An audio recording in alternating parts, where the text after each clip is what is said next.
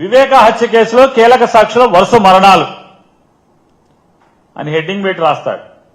దాంట్లో 6 పేర్లు ఫోటోలేసి మామూలుగా మంత్రివర్గ ప్రమాణ స్వీకారానికి 1, 2, 3, 4, 5 ఫోటోలు వేసి వాళ్ళ చరిత్ర రాస్తారు కదా, అలా ఆయన రాసుకొచ్చాడు. ఈ 6 సాక్షులు మరణించారు అని చెప్పాను వివేకానంద రెడ్డి గారి హత్య కేసులో. నారాయణ యాదవ్ 50 వయసు 52 సంవత్సరాలు, జగన్ వాహన డ్రైవర్ కింద హెడ్డింగ్ కింద రాస్తాడు. ఇతను సాక్షి, వివేకానంద రెడ్డి కేసులో సాక్షి అని రాస్తాడు. ఇంతకన్నా బూటకం, ఇంతకన్నా తప్పుడు రాత. ఈయన సాక్షి. నారాయణ యాదవ్ అనే ఆయన సాక్షిగా ఉన్నాడా?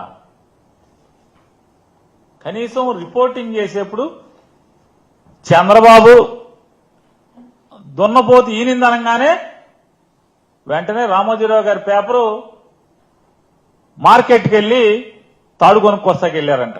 ఏంటి అంటే దూడ పుట్టింది కదా, వెంటనే మరి దాన్ని కట్టేయాలి కదా, అందుకోసం తాడు కొనుక్కొస్తాకి వెళ్ళిపోయారు. అట్లాగా చంద్రబాబు నాయుడు కేబినెట్ లో ఏదో మాట్లాడాడంట, వీళ్ళు రాసేస్తారు వెంటనే వండి వార్చుతాం. నారాయణ యాదవ్ అనే ఆయన రాస్తాడు. వీటి గురించి మాట్లాడదాం.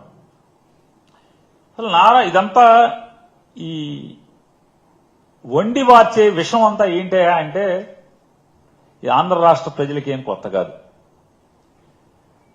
గౌరవ నారా చంద్రబాబు నాయుడు గారు ఆయన అలవాటు ప్రకారం తన సహజ వైఖరి మేరకే వైఎస్ వివేకానంద రెడ్డి గారి కేసులో 61వ సాక్షిగా, వైఎస్ వివేకానంద రెడ్డి గారి కేసులో 61వ సాక్షిగా ఉన్నటువంటి 65 సంవత్సరాల వాచ్మెన్ రంగయ్య గారు మరణాన్ని కూడా జగన్మోహన్ రెడ్డి గారి మీద విషం చెమ్మటాకి తన శ్రేయోపత్రిక అయినటువంటి ఈనాడు ద్వారా తాటికాయంత అక్షరాల్లో అచ్చు వేయించి ఇవాళ మరో కొత్త నాటకానికి జగన్మోహన్ రెడ్డి గారి మీద మరొక విషపు నాటకానికి తెరతీయటం జరిగింది. చంద్రబాబు నాయుడు గారు నిన్న జరిగినటువంటి రాష్ట్ర మంత్రిమండలి సమావేశంలో వైఎస్ వివేకానంద రెడ్డి గారి వాచ్మెన్ గా పనిచేసినటువంటి మరియు వివేకానంద రెడ్డి గారి హత్య కేసులో 61వ సాక్షి అయినటువంటి రంగన్న గారి మరణం గురించి కేబినెట్ మొత్తం సుదీర్ఘంగా చర్చించడం జరిగింది. ఆ సుదీర్ఘ చర్చల్లో కేబినెట్ మొత్తం సుదీర్ఘంగా చర్చించడమే కాకుండా ఆగమేఘాల మీద డీజీపీ గారిని మంత్రిమండలికి పిలిచి రంగన్న గారి మరణం గురించి కేబినెట్ మొత్తం వాకప్ చేసింది.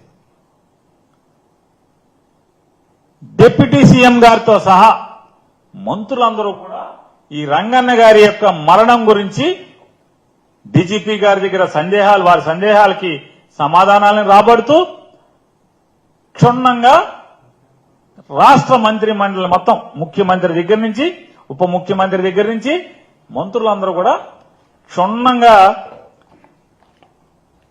చర్చించారని చెప్పని